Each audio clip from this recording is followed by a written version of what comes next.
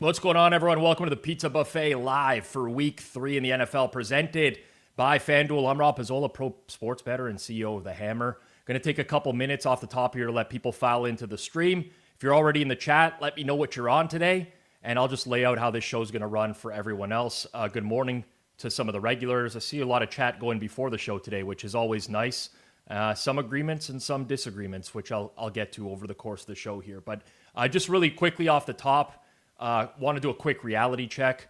I do appreciate everyone who DM'd me, messaged me on the side, was in the Discord talking about the week I had last week. It was one of the best ones that I've ever had, both in my own personal betting and in the numbers and advice I give out on this show. The reality is it's not always going to be that way. I don't expect to beat sides and totals against full market limits right now. I don't believe in hot streaks and cold streaks or, like seeing the board. I didn't change anything last week versus previous weeks or years past. So, we were on the right side of variance. It's nice to enjoy that. But Sundays are tough for sides and totals. Limits are up. Edges are thin. So over the last 5 years, I say this every week, the vast majority of my bets are locked in Friday or earlier. If you want to get ahead next week, we've got plenty of early week content here on Forward Progress to help you time the market a bit better. Just don't get in the habit of unloading on a bunch of games this morning. Format is the same. Give my thoughts on every game. You'll see a graphic with my numbers for each matchup. I'll tell you what I like, what I don't. I'll mix in a prop look for some games as long as it hasn't moved while we're on air here. If I give a prop, you can assume it's widely playable across the market. Always shop for the best number, but make sure you check out FanDuel, our presenting sponsor. They will often have a great price on the props that I'm going to give out. And of course, the show works best when you're a part of it. I don't check my phone over the course of this show. I keep it to the side here, or at least I try to avoid it as much as possible. If you do see breaking news, drop it in the chat. I'll weave your notes into the flow. If you can, like the stream, subscribe, and most importantly, share it out to a friend, your social media profiles. Anything that you can do to help us grow is much appreciated. Thank you very much for being here for Week 3. Again, more familiar faces popping in, some new ones as well. I'm going to completely butcher your name, Dionysus. What is the Discord? I'd love to join. It is, I'll get the link posted in the description of this show, but it's discord.gg/hammer. Discord.gg/hammer. I'll talk about it a little bit later on as well. All right, let's get into it. Starting with our first game on the board. It is the Cleveland Browns at the Green Bay Packers. Of note here this morning, we still don't know on a bunch of players in this game, offensive linemen especially. Green Bay's Zach Tom missed last week. He had 3 limited practices this week. Might play. I don't know. Aaron Banks is back in for them. On the Cleveland side, same deal. Jack Conklin was out last week. 3 limited practices this week. He's questionable. Joel Bitonio, their left guard, did not practice. He is questionable to play as well. So those are some things that I would want to see going forwards before making a final opinion on this game. I do think that Cleveland's defense might come in a bit overrated. I know it sounds dumb. They faced Joe Burrow, Lamar Jackson. They've limited both of those quarterbacks. And someone might say, well, it's really tough to do that. Historically speaking, this defense has thrived against those quarterbacks. Jim Schwartz, for some reason or another, always seems to scheme up good game plans for them. We'll see how it manages to manifest itself against Green Bay. Green Bay's offensive path, in my opinion, is to stress Cleveland's coverage by running a lot of motion, stacks, and then pick some selective deep shots off play action. This is kind of how LaFleur runs that offense. If they can keep the early downs efficient, they'll keep Cleveland out of these simulated pressures. Jordan Love has a lot of time in the pocket, crossers, deep overs, whatever they got downfield. That's the bread and butter of Green Bay's offense right now, is really stressing the opponent's defense downfield. So Cleveland has to win with 4. They have to stop the run, and they basically have to force Jordan Love to throw on schedule into tight windows, which is a lot harder for Jordan Love. On the other side, I guess the question is whether or not Cleveland's ability to string offense together can manifest itself in this game without negative plays.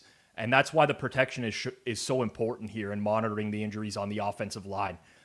Because frankly, if they don't get pass protection to hold, Micah Parsons' snaps are going through the roof this week. He's going to play a little bit more. It's going to be tough for them to consistently move the ball. So as it stands right now, current market, we kind of got Green Bay in that 7.5 range. I lean slightly Browns and over. There's not really much I would do with this here before, at this point in time. Sam says, how hurt is Kraft? I mean, I think expected to miss today in all likelihood or not be a huge factor in the game. They are a significant favorite on the road at this point. So I don't know that they're going to force him unless he is 100% in this one. I will say from a prop perspective, I did play Jordan Love over on passing yards. Was in the low 220s at FanDuel, I think 221.5. And to me, that number is simply too low with the amount of explosives that I think this offense can generate. Obviously, Jaden Reed is out. Christian Watson still on the PUP list. But I think so much of this comes down to scheme and the ability of LaFleur to scheme guys open. So there we go. Dominic Walton says, they said Tucker Kraft is playing, limited snaps. Brandon Shoemaker, thank you very much. Appreciate that altogether. So he is in the lineup. I don't really got much going on for that particular game. Game number 2 on the board, Texans and Jags. The injury situation is pretty clear in this one, with the exception of Ezra Cleveland on the offensive line for Jacksonville. He did practice in a limited capacity on Friday, so I expect he'd play. Good news for Houston. Significant upgrades on the offense. They get their center, Jake Andrews, back. They get Christian Kirk back in the lineup. Even Braxton Berrios, who can mix in some special teams as well. So I'm coming in pretty much on market with this. I know Houston has been a popular side. And actually, as I say that, Jacksonville took a little bit of money in the last hour or so. I'm not ready to buy in to Houston's offense just flipping on a dime just yet. I think that there's multiple issues that I have with that. Obviously, Christian Kirk is going to help stretch the field. It's a true secondary weapon that they have other than Nico Collins right now. But I am still very concerned about Houston's offensive line as a whole. I think they could end up being a bottom 5 offensive line in the league. I'm very concerned about CJ Stroud's accuracy, which has been trending downhill for a very long time now. And you match those two things together, and it creates a lot of uncertainty. Obviously, I don't believe in Jacksonville's defense. I think, the strength is going to be rushing the passer from the edges this year. That might prove to be a problem for the Houston offense, but the secondary leaves a lot to be desired. So we'll see if this could be the game where Houston actually does something offensively. Jacksonville, on the other hand, I think their offense can attack this defense in the running game. We've seen Houston give up some chunk running plays, especially on Monday Night Football. And then once they got that working, that really plays into what Liam Cohen wants to do, where he's going to run a lot of screens. He's going to run a lot of play action over the middle of the field. The Texans' defense is very fast and they tackle well, but they can be manipulated horizontally. So expect a lot of motion at the snap and a lot of trickiness from the Jacksonville offense. All in all, I think this number is right as it stands right now. I guess I had a small lean to Jacksonville when I woke up this morning, but now that's kind of right on market as well. Didn't do much from a props perspective here. If you're looking for like small edges, Trevor Lawrence over completions was 20.5 minus 111. That's borderline for me in playing that over. Again, when a team is running a lot of screen passes and play action, like short shots and stuff like that, I tend to like the completions over. And also because of what the spread is in this game in particular, I do think that there's a high likelihood it comes down to the wire and you get more passing late in the fourth quarter. But that is just a very, very marginal edge here. On to the Bengals and the Vikings. So just a little precursor here. You're going to see my number on the screen. You're going to be like, oh, Rob, you probably is pretty invested in the Vikings today. There are certain games, I talk about this pretty regularly. I assign a confidence interval to every single one of the numbers I have over the course of the week. So some games I'm very confident in my number. We have good priors to work off of. not a lot of stuff, moving parts from week to week. Those games I'll fire on without issue. Cincy, Minnesota, we have tons of moving pieces here, starting with 2 backup quarterbacks playing, Jake Browning and Carson Wentz. We then have Minnesota returning a bunch of people to the lineup in their left tackle, Christian Darrisaw, Andrew Van Ginkel on defense, Harrison Smith on defense. Aaron Jones is out with the hamstring injury, so you see a lot more Jordan Mason. And then we got Cincy's interior and secondary pretty banged up. So we obviously know they have 2 guards on IR, but Cam Taylor-Britt, doubtful to play. One of their corners, hamstring injury this week. And DJ Turner, another corner, banged up with a hamstring injury. So market is pretty much, yesterday was shaded towards Cincinnati at 3, and there was some Minnesota money a bit on the news, as I mentioned, with a bunch of players returning. So shaded back towards Minnesota on this 3.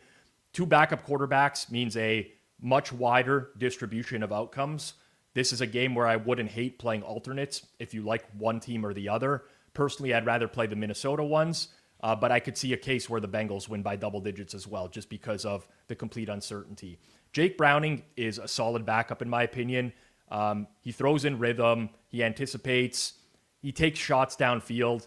There's going to be some natural turnover-worthy plays. His turnover-worthy play percentage is much higher than that of Joe Burrow's. And you have that against the defensive coordinator in Brian Flores, who sends a lot of pressure, disguises coverage. That can be very confusing. With that said, they played in 2023. Browning had a very good game against the Flores defense, so he's shown that he can beat it before. On the other side, with Minnesota, I am not a Carson Wentz fan at all at this point in his career. I think people are kind of misremembering what Carson Wentz has been in recent years, with a lot of boneheaded turnovers, not necessarily pushing the ball downfield anymore. But when you look at what Minnesota's offense has been this year with J.J. McCarthy, Kevin O'Connell has called that extremely conservatively, like he knows the limitations on McCarthy at this point, or scared to unleash him. I'll be interested to see if that changes with Wentz under center, a veteran, left tackle, Darrisaw back. I can see a very, very wide range of outcomes here, which is why I don't really want to go near this game. I played a little bit of the over. That's more of a vibe that it's been adjusted too much based off of the backups in this game. I don't think you're going to see, if anything, I think you might see these teams be actually more aggressive with their backups today. So that's where I went with this one. I also played Jordan Mason receiving props. Particularly, I thought his receiving yardage total before I came on air was 12.5 at FanDuel. And I thought that one was a little bit low. Again, I don't know what the snap share is going to be necessarily for the backfield for Minnesota.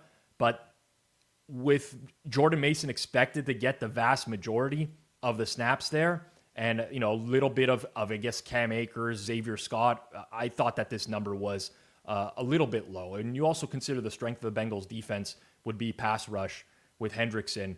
Can see some swing passes and some stuff to get him off kilter as well. So those are our first 3 games. Get into more in a second. Get into more in just a second. But a reminder, the NFL is back.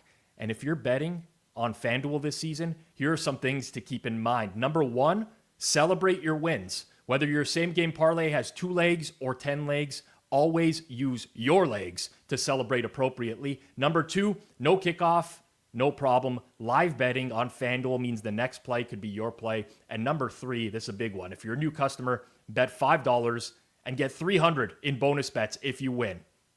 $300 in bonus bets. And now you're ready to play your game on FanDuel, an official sportsbook partner of the NFL. Visit FanDuel.com/forwardprogress to download the app today and get started. Please play responsibly. You must be 21 plus and present in select states. For Kansas, in affiliation with Kansas Star Casino, or 18 plus and present in D.C., 19 plus and physically located in Ontario, 18 plus and present in D.C., Kentucky, or Wyoming. First online real wager money only. $5 first deposit required. Bonus issued is non-withdrawable bonus bets, which expire 7 days after receipt. Restrictions apply. Gambling problem? Call 1-800-GAMBLER. Visit rg-help.com. Call 1-888-789-7777 or visit ccpg.org/chat in Connecticut or visit mdgamblinghelp.org in Maryland. Hope is here. Visit gamblinghelplinema.org or call 800-327-5050 for 24/7 support in Massachusetts, 1-877-8-HOPE-NY or text HOPE-NY in New York. Call Connects Ontario at 1-866-531-2600 or visit connectsontario.ca. All right, going to keep going here. Atlanta and Carolina, our next game on the board.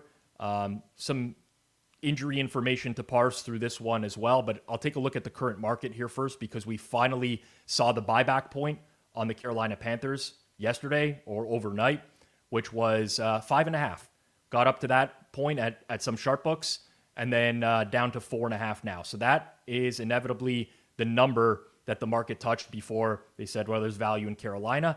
And I totally agree with that. Now, Carolina for me is a very tough team to price. I mentioned this last week as well. Part of the reason that they're tough to price is they had a pretty decent offensive unit in the latter half of last year. And I'm not convinced that that's going to be the same moving forwards for them.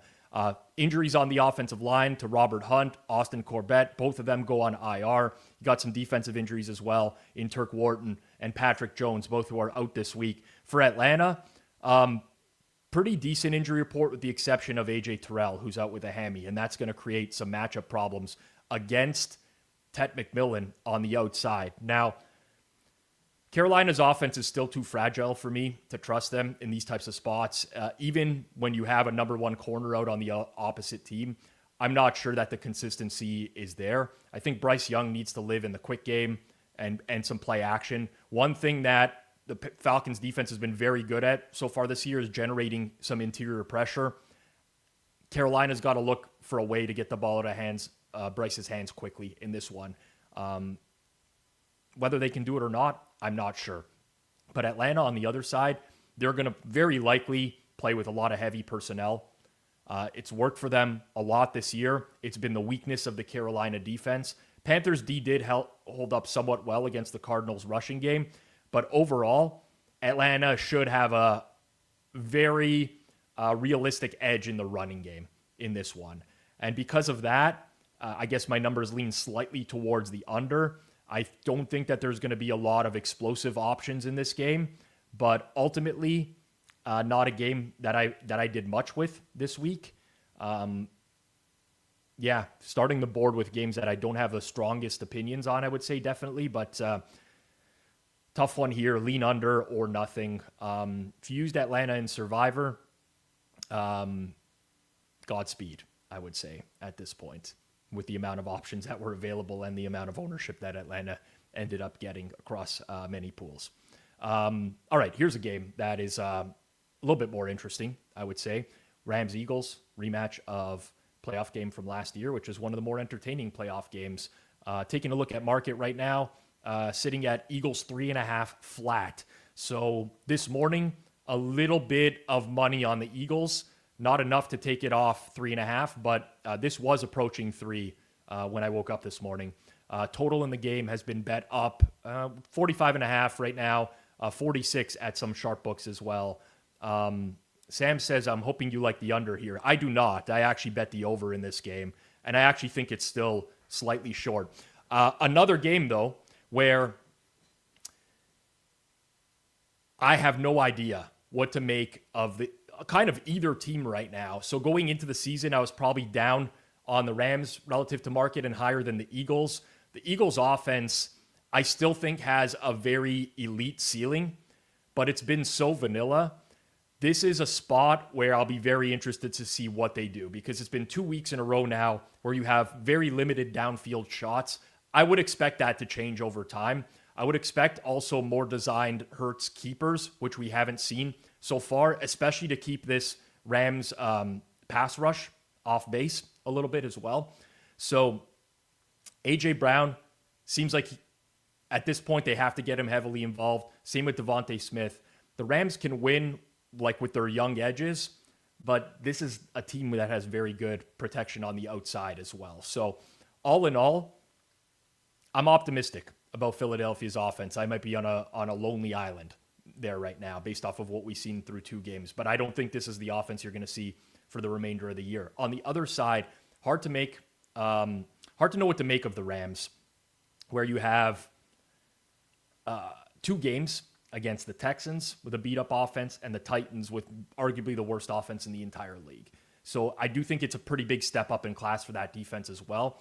I do like some matchups for the Rams offense in this game. I saw Sloppiest Joe in the chat. Adams anytime touchdown plus 185. I played some Adams anytime touchdown. I want to say better than that, like 2-1 plus 195, something like that. But I agree. I think that there's going to be teams that have 2 good wide receivers are going to pose matchup problems for the Eagles all year because Adoree Jackson is just not, he's a well below average corner at this point. And you're going to see him get picked on quite frequently, I think, over the course of the season. So having Puka Nacua draw the best coverage, I think is going to leave a lot of stuff open for Davante Adams in this game. Ultimately, why I ended up liking the over here. And in terms of props, I played Davante Adams over on receptions. FanDuel has a really good price at plus 126. That is much better than anything else in market that I have seen. But I do think that this could be a big Davante Adams game, particularly because of the matchup. So interesting to see what happens here. Numbers leaned Eagles for me all week. I was never able to pull the trigger. Kind of just wanted to see if this number would get to 3, and I'm not. But I will be rooting for points in Eagles and Rams today. Raiders and Commanders. Pretty clean injury report for the Raiders going into this game, about as clean as it gets. Washington, a bit of a different story. They lost Dietrich Wise on defense to the IR last week, dealing with some secondary injuries. Noah Brown, John Bates on at wide receiver and tight end, but obviously the big one is Jaden Daniels. And the downgrade from Jaden Daniels to Marcus Mariota is something that's been debated pretty hotly over the course of this week. The look-aheads on this game were Commanders in the -6 range. We're now in a -3 range, but much closer to 2.5 than we are to 3.5. So a pretty significant move over the course of the week with Mariota. I do like Mariota, generally speaking. I think he's definitely a downgrade from Daniels, but he fits the identity of what the Commanders' offense wants to do. He can move and pass at the same time, right? A lot of boots and sprint outs. You punish the second level, some zone run stuff as well. I think that they'll still be able to somewhat move the ball against the Raiders' defense. I know the Raiders' defense has looked better so far this year. I'm still very much concerned about the personnel in the secondary that they have going for them right now. But Jaden Daniels is so good on 4th downs last year in the red zone. I think that's where maybe the Commanders will lose out going forwards with Mariota. One thing of note, Mariota's average depth of target and air yards were pretty insanely high the last few times that he's come in. So he will take some shots downfield. There potentially could be some explosives if Washington wants to attack that way. When the Raiders have the ball, it's a lot tougher to understand what that offense is doing. I thought their performance against the Chargers, play calling wise from Chip Kelly, scheme wise, everything left a lot to be desired in that game. This is a worse Commanders defense overall. Liabilities in the secondary. They don't have a great front seven or anything along those lines. But it's hard to have faith in the Raiders offense just now. So as it stands, I think the market numbers are fine. Overall, this was one of those games where I think it was just like a news game this week. You know, you bet the Raiders on the news that Jaden Daniels isn't going to practice, and then you kind of just wait till last minute and nothing else comes in. This is probably the best price you'll get on Washington if you like them, but I think this is completely fine in terms of where we stand from a betting perspective. Connor says Jawan Jennings, Brock Purdy ruled out for the 49ers. So we'll talk about that game in the late window as well. Both of those expected, in my opinion, at least in the numbers that I created for later on. Jets and Tampa Bay. Little surprised to not see more Jets money overnight based off of what I was hearing. Market stands at Bucks -6.5. We did get a little bit more under money 43s, 40. I mean, FanDuel still has a 43.5, but most of them are gone. Most of them did go to 43 overnight. The big news here is the state of Tampa Bay's offensive line going into this game, which is in complete shambles. Both tackles out, right guard on IR as well. It can be a struggle. And you add in the fact that Chris Godwin still not playing. Emeka Egbuka is probably going to be on a limited snap count. I trust Adam Schefter more than Rap Sheet, Ian Rappaport, who consistently gets things wrong. So you have just a lot going on for Tampa Bay's offense, where you're now asking them to win by margin in a game where they're down multiple O-linemen and skill position players. The Jets might be bad. They got smoked by the Bills last week. The close game against the Steelers looks less and less impressive, in my opinion, because of the fact that the Steelers just looked horrendous against the Seahawks last week.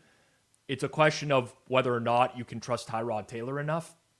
And I don't think he gives you the ceiling that Justin Fields does necessarily, but I do think he gives you a pretty decent baseline where he can do enough with that offense, not turn the ball over, hand the ball off in the backfield, quick passes, get him rolling out. There's just a lot that he can do that's similar to Justin Fields' skill set, where I don't think it's that much of a downgrade. The Jets have to avoid turnovers at all costs. That will kill them. You do not want to give Tampa short fields. You kind of want to play the field position game here. But I thought under was a pretty good look earlier in the week. That's obviously O-line related. And as it stands right now, I think the Jets are a decent look, even at 6.5, potentially even live, honestly, in this game. I think Tampa's caught a lot of breaks so far this year. Baker Mayfield, 6 turnover-worthy plays through 2 games, no turnovers. That's going to turn at some point or another. I just wish the Jets defense was a little bit healthier. Jermaine Johnson out on the edge, Tony Adams out as well, or else it could have been a larger play, in my opinion. One prop I do like, at some point or another, Mason Taylor is going to have a breakout game for the Jets. It hasn't happened yet. He's been dealing with an ankle injury, and until I see him get more than 1 or 2 targets in a game, I'm just going to keep playing the Taylor unders. So Mason Taylor's receiving yards is in the low 20s, 22.5 at FanDuel. I believe that was the best price in market. But I played some Mason Taylor under again, and just going to continue to go with this until he gets more looks. Brinks asks on the Rucker TD, not this week. I'll have some long shots later on in the show towards the end that I may give out, but not this week, that's for sure. Okay, Pittsburgh and New England. This is a game that I do have some conviction on. Used it as my triple hammer play on the Best Bet show on Thursday. A little bit of Patriots money in the last hour or so. Total also was bet up over the course of the week to 44.5. And for me, this is like, there's a lot of stuff going on here with the Pittsburgh defense that I think is being undervalued in market. Like, we have significant injuries at edge, at corner, at safety. I already thought the Steelers defense might be a little bit overrated going into the year. But I think, like, I just can't get here overall. I really don't. With the injuries that they have at edge and corner, they can't live in man and bring pressure as often as they'd like. That's going to open up a lot of things for New England to move the chains. The Patriots plan, run away from TJ Watt, just like every single team has been doing so far this year with success. Use some play action. I liked Drake May's game a lot last week. Granted, it was Miami, but we have another data point on Miami, which was Thursday night, where they actually hung around with the Bills for the majority of the game. It was ugly, but it was a close game. And to me, there's no way you can, like, the New England offense performed better against the Miami defense than Buffalo's did as well. So I think Drake May is trending up big time. I think this is a very solid matchup where the opponent allows him to play on schedule again. My biggest concern with the Patriots is always going to be coaching staff. I'm not a big fan of a lot of the early down play calling just yet, but that's where I'm at. On defense, New England, where they're really struggling right now is secondary. Christian Gonzalez out again.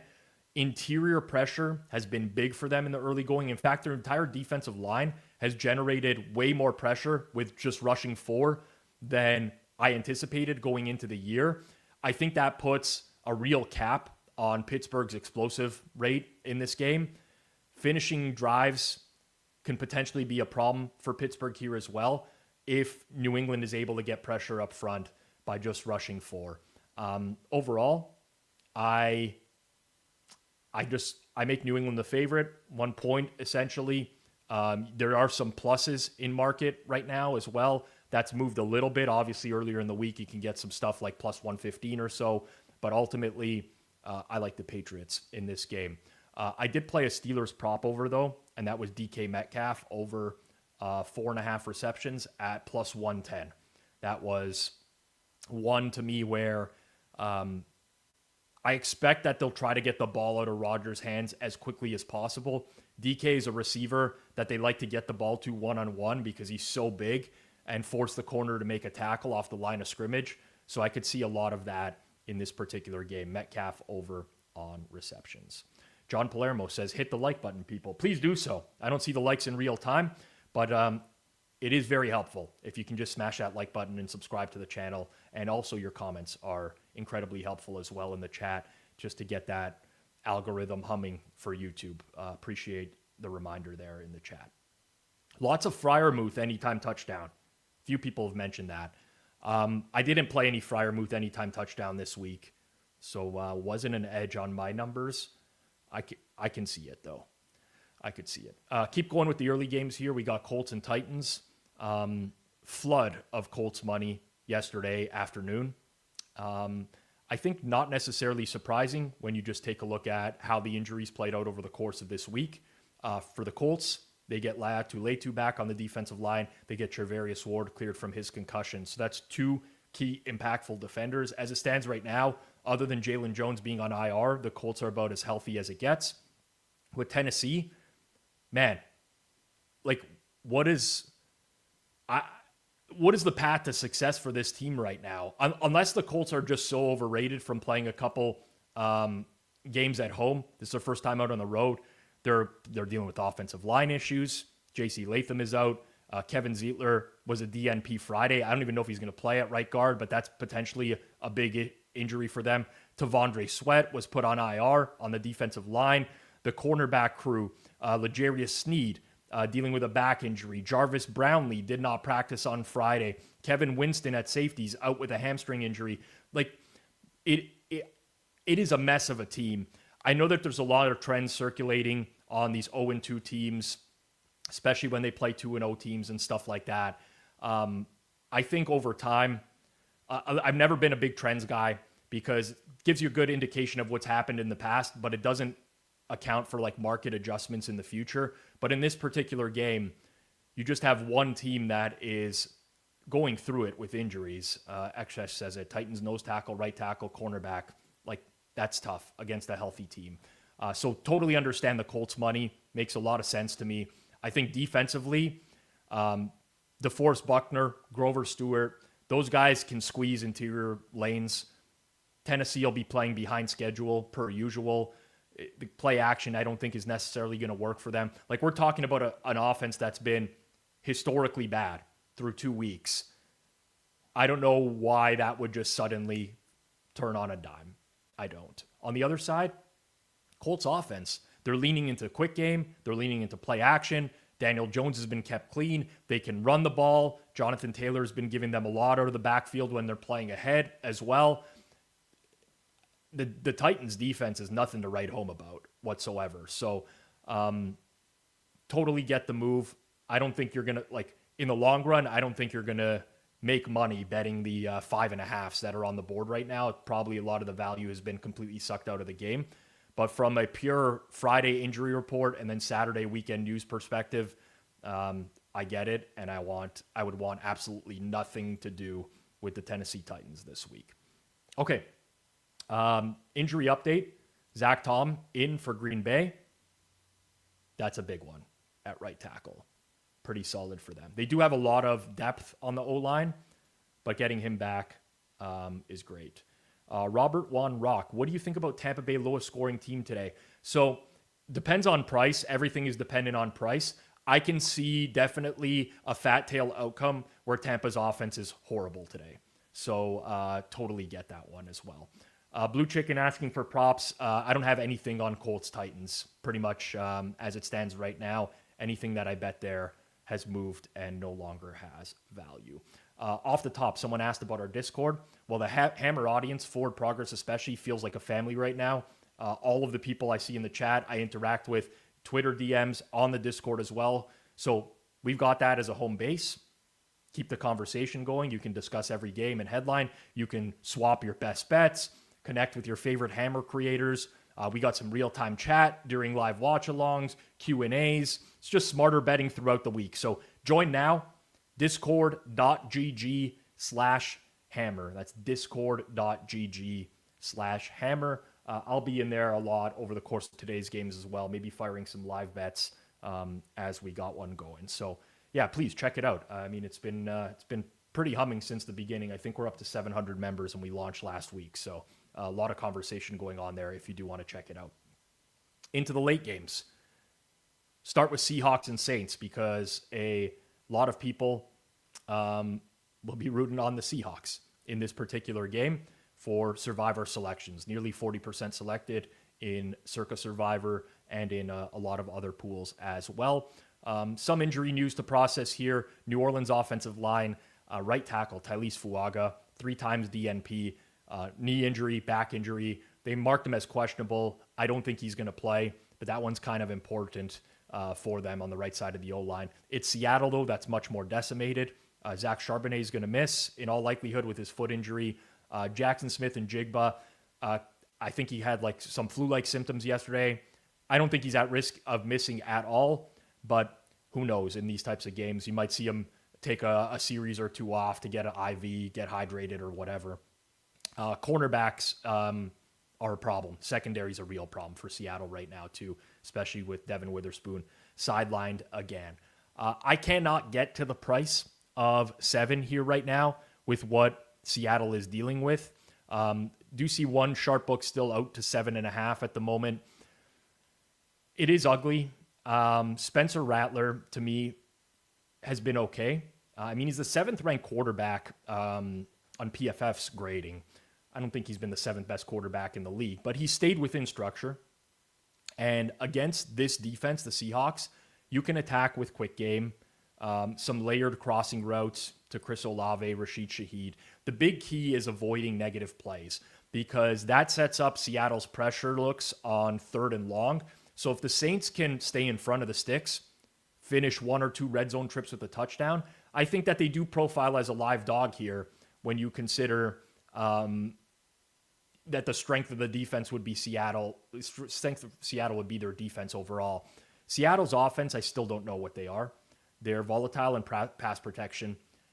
Do the Saints have enough juice up front to pressure Sam Darnold? I don't know. I thought Seattle actually looked really, really good against Pittsburgh last week, and even winning by 2 touchdowns was kind of misleading in how they dominated the game. But as it stands now, with the injuries on the back end, I do think that there's a path where Seattle plays very conservatively, a lot of too high looks, tries to get Rattler to beat them by putting together consistent drives down the field. And so far, he's been actually okay at doing that. Whether he can convert that into touchdowns, I don't know.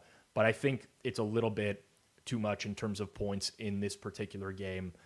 Didn't go nuts with this one, but I did play a little bit of Saints here. Also played, I know this is counterintuitive, but I played Alvin Kamara under on receiving yards, which was 26.5. He had 6 catches last week and still only ended up with something like 20 receiving yards. Not a ton of burst anymore for Kamara, but Seattle's front is pretty good at tackling. Linebackers in space especially. It's tough to move on this defense just by swing passes to the running back. So I'm scared of the amount of targets that he may get in the game, but ultimately I just don't see the explosives coming out of the backfield for the New Orleans Saints. Denver and the Chargers, our next game. There was a tick towards the Chargers yesterday. Some spots were approaching a flat 3. Now we've seen those kind of go away and a little bit of buyback on Denver. So there's back and forth on this game at different numbers. Personally, I played some over in this game. I'll talk about that in a second, but I like the opportunity for explosive plays in this game. Denver's still dealing with the injury to Dre Greenlaw. He went on IR. Evan Ingram is out again this week with a back injury. Chargers, obviously the big one is Khalil Mack, elbow injury. That's an IR for him. Denzel Perriman still out. He's IR'd as well with the ankle injury. Those are two significant pieces of their defense. Elijah Molden out as well, but he's more of like a depth player at this point than anything else. So let's start with the Chargers offense. It's a team that like lives in pass rate over expectation right now. They're throwing the ball. The O-line, Rashawn Slater being on IR, hasn't really hurt them so far this year because Joe Alt's gone over to left tackle and he's been amazing in the process. This receiving group gives Justin Herbert answers at like all 3 levels, right? They can design stuff short, intermediate, deep. They've been able to create explosives. I think we get to buy kind of low on the Chargers offense off of that Monday Night Football game against the Raiders, where they really didn't have to do much. I mean, that second half, the Raiders were just like running out the clock on themselves with extremely extended drives. So I think this is a good spot to buy the Chargers offense to put up some points. Denver's always going to have a great defense. They can generate pressure without blitzing. They have Pat Surtain on the outside, but they also have an attackable corner on the outside at all times as well. So optimistic about the Chargers offense. Denver's offense, I know Bo Nix sucks. I'm not a Bo Nix guy.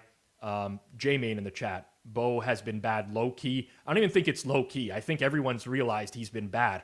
But Sean Payton manufactures a lot of yards after catch, whether that's screens, rub routes.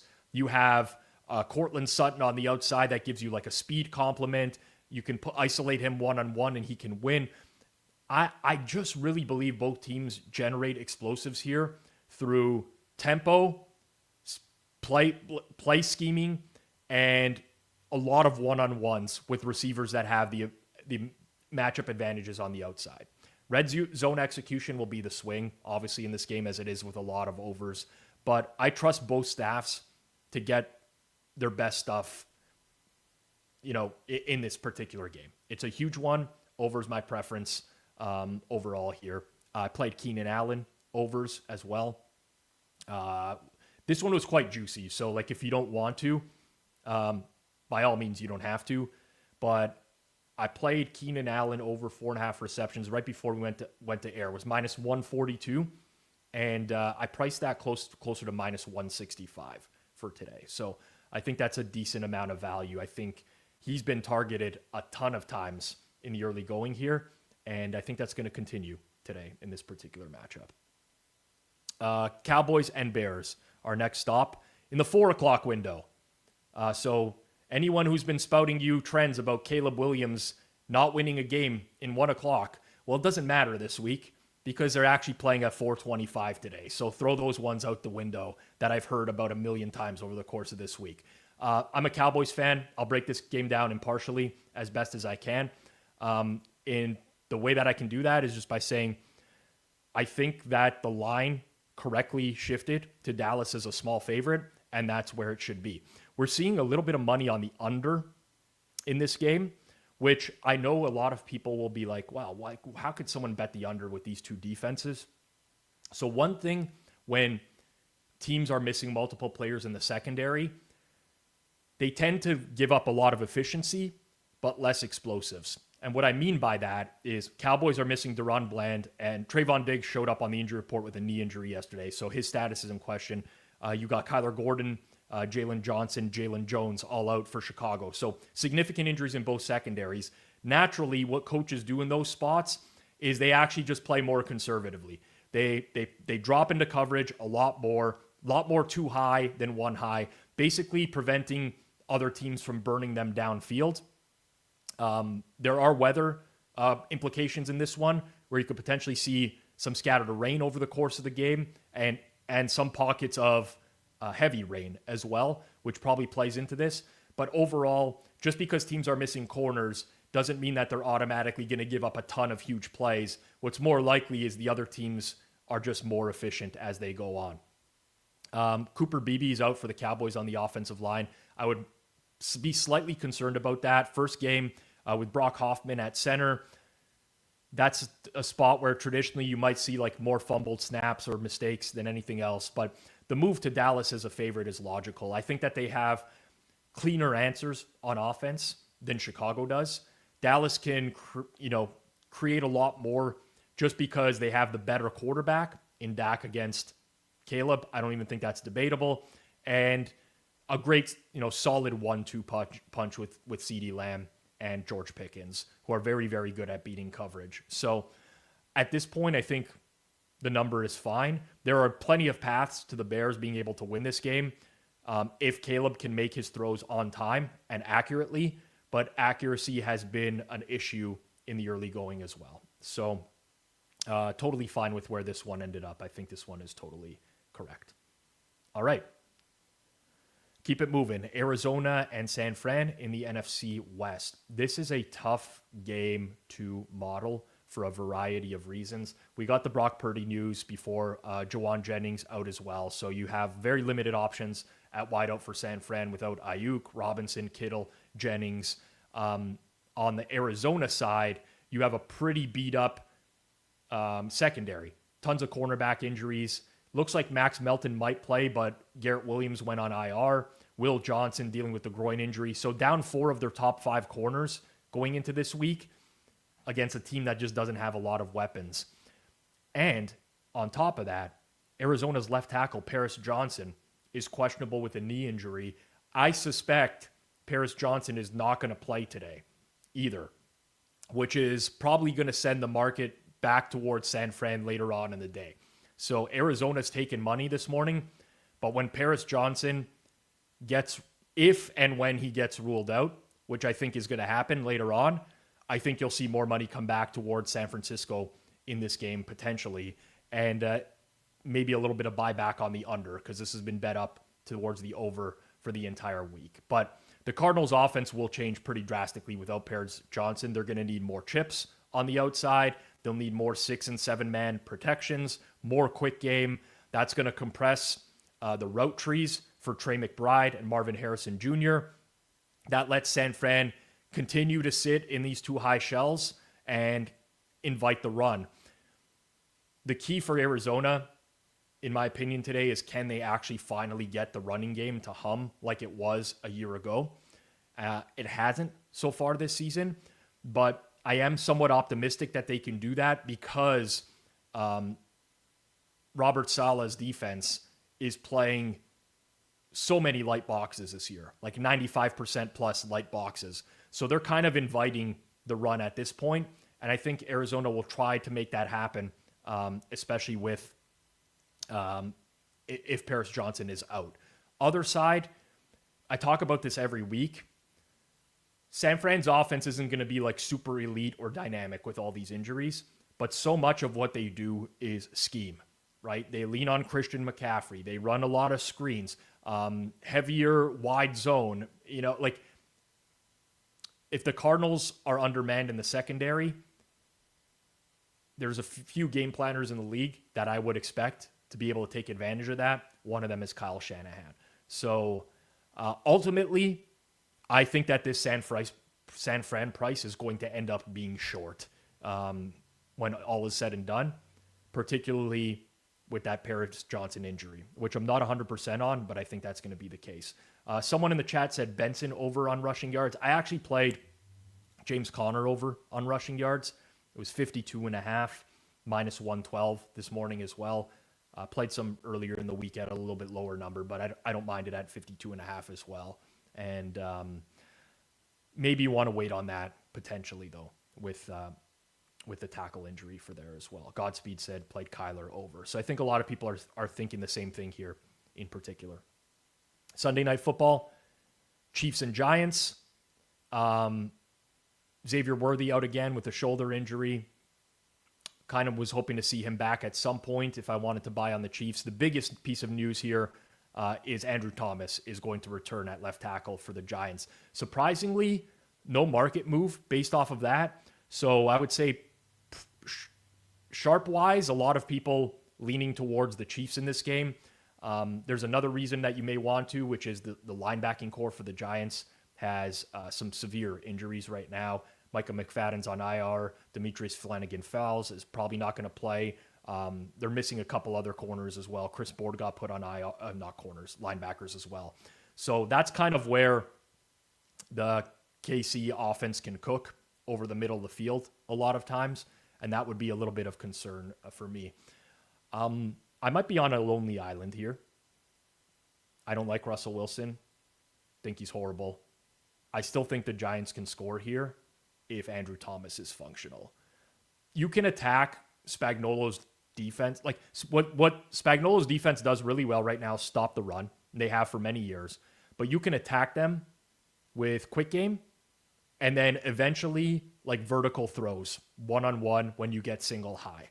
And as much as I don't like Russ, Malik Neighbors, Wan'Dale Robinson, these guys have shown the ability when they're in one-on-one to come down with the ball downfield. New York's concern is going to be third and long. They can't get there, or else Kansas City's interior is going to just completely wreck them. But I'm somewhat optimistic that the Giants offense might look functional again for a second straight week. And it wasn't just entirely Cowboys. I think now that they realize they can throw downfield, you might just get them throwing downfield a little bit more. On the other side, the Giants are going to have a decision to make whether they live in too high and they give up all this underneath stuff, or they try to heat Mahomes and risk a shot over the top. I think you'll see teams try to do the latter as the year goes off until KC proves that they can consistently move the ball downfield. I think teams will play it that way. So I do think you're going to get some options downfield for Mahomes. Tough game for me overall. I show a numbers edge on the Giants. I haven't been able to click it yet this week. The way the market's moving with some sharp books, out to 6.5 now, I might wait and see on that. But I'm getting tempted at this point. Prop-wise, lots of overs today for me. Whatever. It's 2025. It's not 1995 anymore where you just keep betting unders. I like Noah Gray over 1.5 receptions. He's only had 2 in the first 2 games. But this is a middle of the field type of look where I think that the Chiefs are going to have a lot of success today. So I played some Noah Gray over 1.5. Really quickly, I'll touch on Monday Night Football. Then I'll do anytime touchdown scores and answer a few questions as well. Detroit-Baltimore, simply put, Baltimore's final injury report was not good. Kyle Van Noy, Nnamdi Madubuike out in their front 7 defensively. I had a lot of interest in Baltimore early in the week. That has now dissipated with those defensive injuries altogether. So I'm not sure what to make of the Lions offense. Still believe that they're somewhere between what we saw against Green Bay and what we saw against Chicago, which is an above average offense, but not necessarily elite. I think there is a path to success for them on the ground now, though, in this game against the Ravens front 7 that has been leaking yards on the ground so far this year and is without 2 players in the front 7 as well. So ultimately, it's taken away a bet for me because I did want to be on Baltimore there, but I'm going to pass. Okay, quickly, Survivor stuff. So Survivor, it really just comes down to projections, so to speak. And what I mean by that, like, here's a great example. Indy and Atlanta yesterday are the same price as favorites. Let's say roughly 5.5. And in the Circa Millions, Indy gets taken by 4%. Atlanta gets taken by greater than 10%, right? Indy's very obviously a much better play if that's the case. And that's kind of how the way I approach Survivor going forwards is you kind of want to end up on the favorite that's getting the less amount of ownership. Obviously, future value, you got to consider all this stuff, whether or not there's a Thanksgiving slate, Christmas slate, all that. But that's the way that I approach Survivor. So you gotta try to do some sort of projections for your own individual pools. Quick recap Just really quickly, I'll go down my screen. Indy, Tennessee, man, we just hit 6 at one sharp book on Indy right now. I mean, I'm sure those are going to get gobbled up. That's got to be a buy point for Tennessee, but I completely understand that one. Lean to the under in that game. Pittsburgh, New England, I'm on the Pats there. Jets, Tampa, I think the Jets are very live in that game at 6.5, and money lines in the 270 range at FanDuel. Las Vegas, Washington, didn't do anything there. Rams, Eagles, numbers lean to the Eagles, didn't play it. I did bet some over in that game. Atlanta, Carolina, in my opinion, small edge on the under, not really a ton to do there. Cincy, Minnesota, numbers edge on Vikings, didn't really play that myself for the reasons I mentioned earlier. Did play a little bit of over. Houston, Jacksonville, no strong opinion. If you force me to pick, I take Jacksonville. Green Bay, Cleveland, same thing. No strong opinion. You force me to pick, I'll take the Browns. Denver, Chargers. I feel like Denver's live in the game, especially at the current money line prices that are out there in the high 120s. I prefer the over, though, in that one. New Orleans, Seattle. At 7.5, would have been more interested in Saints. Now that we're at 7, I think maybe just a small play at that point. Arizona, San Fran. I think this is a good buy point on San Fran. I think that number is going to go back up when, again, if and when Paris Johnson is ruled out later. Dallas, Chicago, nothing for me. Kansas City and the Giants, as it stands right now, nothing for me there either. All right. Anytime touchdown fix. I will do that if we can get 50 more likes in the next 1 minute, and I will fire out some anytime touchdowns. It's going to suck when they all lose, and I asked for more likes and they all lost, but I think I also just want to confirm the prices that are available here before I say anything off the top of my head. So, okay, let's start with Bo Nix anytime at plus 450. That's a 3.7% edge. My current numbers right now, I like Bo Nix. Again, I played the over in that game, so maybe projecting a little bit more in terms of touchdown scoring than there has been. I think his mobility in the red zone is a huge plus, particularly if the Chargers are going to drop into coverage quite a bit like they've been doing this year. So that is look number one. I'm looking for some longer shot stuff here, people, just for full disclosure. I'm going to go with a super long shot as well. Hopefully this could be our Jeremy Ruckert of the week. I will say you want to shop around on this one and get the best possible price as much as possible. FanDuel's currently 17-1. You could get up to like 25-1 out here. We're going to go to the Bengals and Vikings, and he's now third on the depth chart, but I'm going to take Drew Sample. And this is just more gut feel than anything. The Bengals can be pretty tricky with the way that they roll out their tight ends. They have a new quarterback here. Again, this is just rooted in an educated guess, but I think we might see some 2 and 3 tight end stuff down near the goal line for the Bengals today. So the extreme long shot I'm going to go with is Drew Sample. And listen, my fair value there is plus 1491. So as long as you're getting better than that number, I think you're fine. But try to get yourself the best number possible. Number 3. This will be the final one I think I give unless something else stands out here. I'm going to go with Adonai Mitchell for the Colts against the Titans. I'm a believer in the Colts offense. The Titans are beat up in their secondary, especially at corner. It's really challenging to project snaps with Indianapolis, but Mitchell's got a couple targets in the first 2 games. He is a deep threat for them as well. Right now, 9-1 at FanDuel. Best I see is 11-1. I make him plus 725. So as long as you're getting better than that, those are going to be 3. Pizza Man, who is impersonating me apparently. Tyler Conklin, anytime touchdown, 450 with Will Dissly ruled out. I think those are fine, but I prefer to look for late injuries. I think the market is pretty quick to react to the early ones now as well. Really quickly, rapid fire. Let's just guys that are not extreme long shots, but that I would consider potentially today. Devontae Adams was a good one. Someone else mentioned that in the chat way earlier. I like Garrett Wilson as well in the plus 235 range for the New York Jets. I think that's just, there's nothing there other than pure pricing. There's no angle or anything like that with any cornerback injuries or anything like that. So those are going to be it for the day. Hopefully we get one. Reminder with these, we're not going to hit like Jeremy Ruckert every week. I just bet within your limits, bet responsibly on this stuff. I'm not putting a ton down on these plays. I do bet everything that I give out, but I'm not putting a ton down on these plays as well. Devontae Adams or Smith? Adams with the Rams. Adams with the Rams. Okay. Appreciate everyone in the chat. That's a wrap for week 3 Pizza Buffet. Big thanks to everyone who hung out and jumped in the chat today. If you have time leading up to the game and during the games today, jump on into the Discord. Discord.gg/hammer.